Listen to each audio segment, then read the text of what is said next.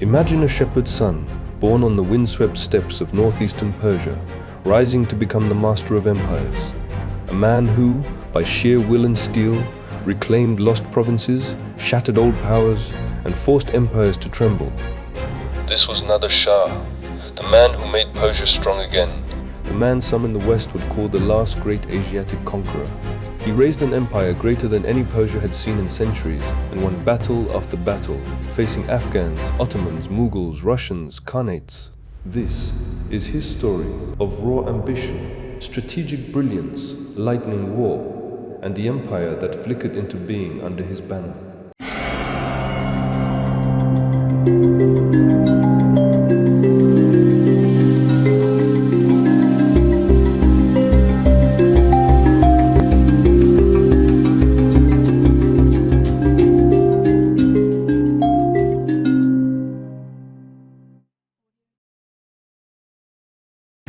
Early 1700s, Persia was in ruins. Afghan invaders had taken Isfahan. The Ottomans and Russians were carving up the edges. The Safavid dynasty, gone, collapsed, shattered. The empire was leaderless, bleeding on its knees. And into that chaos rose a man named Nader, born of the Afshar tribe, a commoner with the mind of a military genius. By 1729, he had done the impossible. He drove out the Afghan occupiers, crushed rebellious tribes, restored Persian control over the empire's broken core at Damghan, and Merj Court, he showed the world a new kind of Persian warfare. Fast, modern, unforgiving. Gone were the days of noble cavalry charges. This was precision, discipline, firepower. And leading it all was Nader. Nader rebuilt Persia's military into a machine, blending European gunpowder tactics with the raw shock of Central Asian cavalry. His army moved fast, hit hard, and outmaneuvered everyone. Against the Ottomans, he struck back hard, reclaiming the empire's western provinces in a cascade of victories, Tabriz, even the gates of Baghdad. And when the Russians tried to hold Persian lands in the Caucasus, Nader didn't send diplomats. He sent a message, one still remembered in Persian legend: "Leave or I will come." They left. No battle, no siege, just fear of what was coming. In less than a decade, Nader had done the unthinkable. He reunited a fractured Persia and reclaimed lost lands from every side. The Ottomans in the west, the Russians in the north, the Afghans in the east, and dozens of rebellious tribal khanates in between. He marched on Herat. He took Kandahar.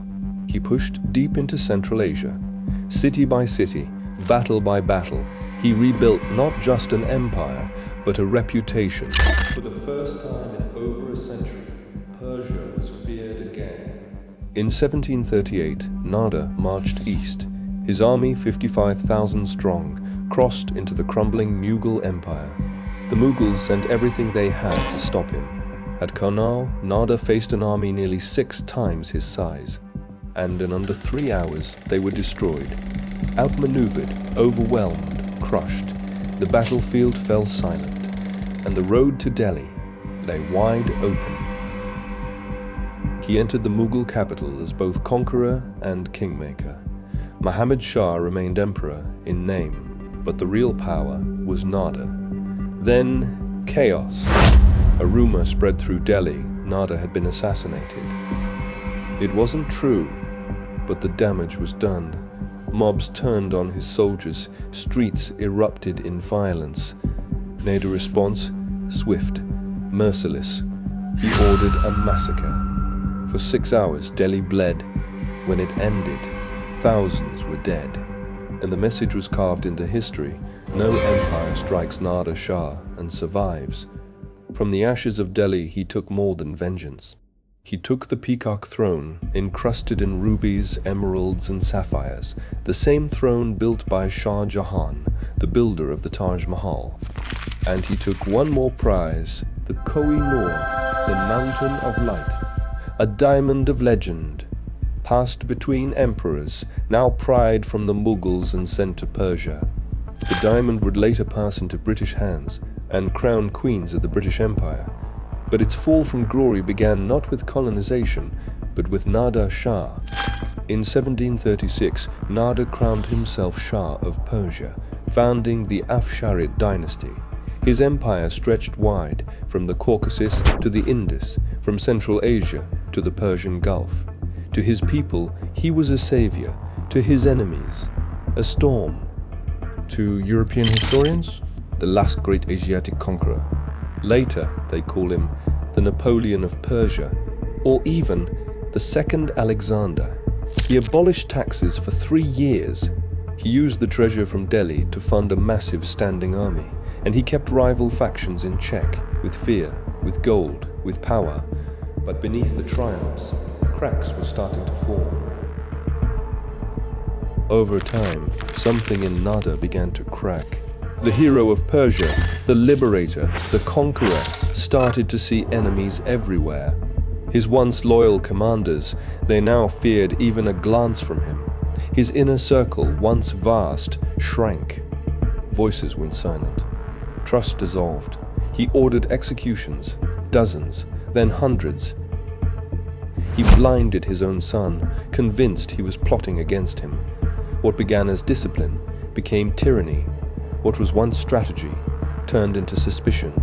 And by the summer of 1747, the men closest to Nader had made a decision. While camped near Kuchan in the dead of night, a group of officers crept into the royal tent. One raised his blade, then another followed. Nader, startled, roared for his sword, his instinct still sharp, but age and paranoia had dulled everything else. It was too late. The conqueror, who had once bent empires to his will, was hacked apart in the dark by the same men who had once called him king. Nader's death shattered everything he had built. The empire, once vast, united, feared, began to splinter. Provinces broke away, warlords seized power. The Afsharid dynasty crumbled, but his legacy, that remained. He was a man who rose from nothing. No crown, no backing, no bloodline. He rebuilt Persia's borders. He crushed rebellion after rebellion. He defeated the Ottomans, the Mughals, the Russians, and anyone who stood in his way, all by sheer will and ruthless brilliance. Historian Michael Axworthy put it best. He was one of the most remarkable men in Iranian and world history, a tactical genius and a tyrant.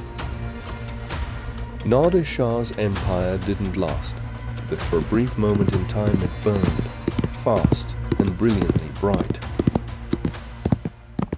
In the end, the treasure he stole was more than gold and jewels. It was the legacy of an empire, the heart of a dynasty, and a stark reminder that history often devours its greatest conquerors. If you found this story compelling, hit subscribe, because empires may fall, but stories like this survive.